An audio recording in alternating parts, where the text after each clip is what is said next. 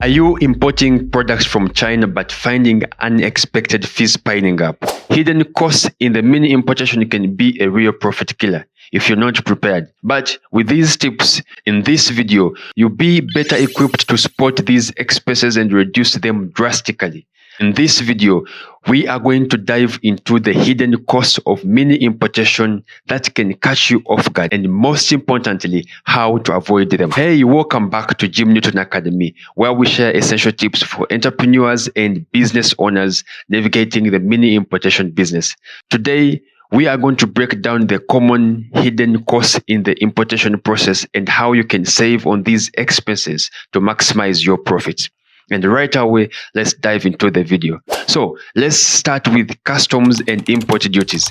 Many new importers are surprised by these fees. To reduce these expenses, be sure to research the exact duty rates for your specific product category.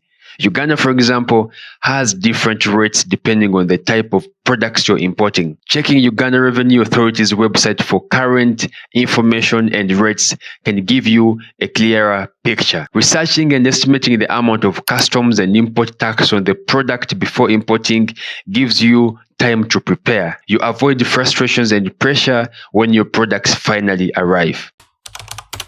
Shipping insurance is often overlooked, but it's crucial, especially for valuable or fragile items. While it's an extra cost, but losing a shipment without insurance can be even more costly. To keep this expense down, compare rates from various insurance providers and decide if full or partial coverage makes sense based on your shipment's value. When importing, the packaging of goods can sometimes be handled by the supplier or a third party. Extra packaging helps protect goods, but it can add to costs. To control this, communicate clearly with your supplier about your packaging needs and whether minimal packaging is an option, depending on your goods. If you're using a freight forwarder or import agent, handling fees are a part of the service. Some agents charge a flat rate while others have variable fees. To avoid unexpected charges, request a breakdown of all fees from the agent upfront and compare quotes from multiple providers to get the best rate. Take time and ask different shipping companies in your country and choose the one that offers the lowest rates. Talking about shipping companies, check out my other video that will give you access to the best affordable local shipping companies. Another hidden cost can come from storage fees.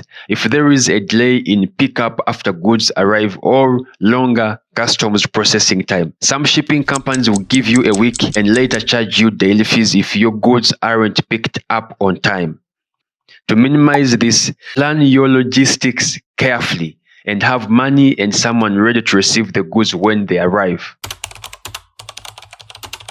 When paying international suppliers, currency conversion and bank fees can quickly add up. To reduce this, use trusted payment platforms that offer lower conversion fees or negotiate with your suppliers to settle payments in a stable currency, such as USD. If you are paying a Chinese supplier, paying through dollars may be cheaper than converting to Chinese currency yuan. And with several payment options on Alibaba like PayPal, wire transfer, etc., choose the option that is most affordable.